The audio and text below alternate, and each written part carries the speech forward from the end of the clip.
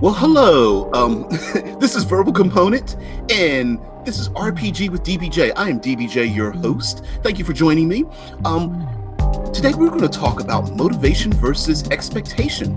And what does that mean? Well, sometimes you're sitting down, you have an adventure in your head, and you're wondering, man, what am I going to expect from my players? What are they going to do?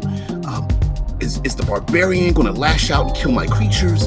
Is the cleric going to try to talk to them and turn them to your side? Or is the rogue going to steal away their equipment? Well, I'm here to tell you that an easy way to design and prep your adventures, and this is just in my opinion, is to not worry about the expectations. Don't worry about planning what your players are going to do. Only worry about the motivations of your own NPCs, monsters, creatures, and essentially the world. Let's take an example here. The barbarian, in your group, your player, he wants to slash out at things, and the rogue wants to steal things, and the cleric wants to bring others to their side. Maybe the bard wants to sweet talk your guards or something. Instead, when you design your adventure, create a motivation for your NPCs and your creatures. What do they want? Are the pack of dire wolves, are they hungry and protecting their young? Is the city guard greedy and willing to take a bribe? Is the ogre just willing to get drunk off of dwarven mead and would just love to eat about 30 fried chickens? I mean, come up with motivations, and then no matter what your players do, let's say the barbarian really doesn't want to hack the ogre in the head, but instead wants to have an arm wrestling match. Now you know the motivation. The ogre just wants to drink mead and says, fine, I'll arm wrestle you for a barrel of ale. Or the greedy guard who's willing to take a bribe on the side to let the players come in with their weapons.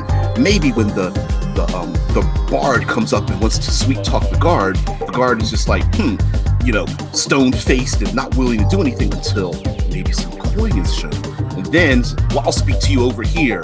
Puts out the palm, does the universal, fingertip tapping the palm, puts a little graft in the hand, coins, and boom, they get inside. So don't plan, don't expect, don't prep what your players are going to do.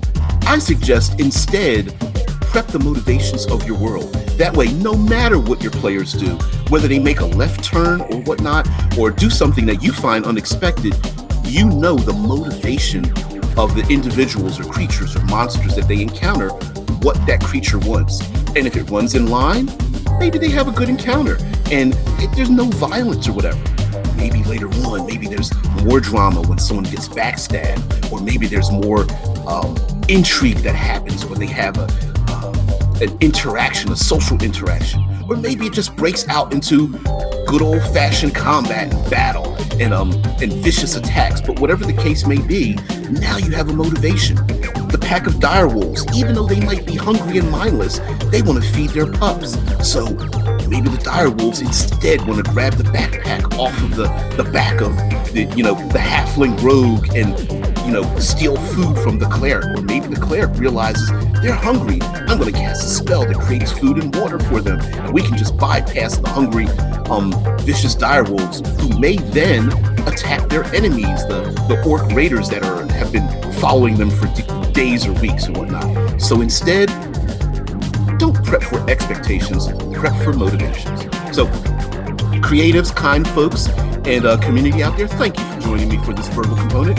I'm DBJ, DeVabrian Jackson, and your host. Thank you very much and have a very good day.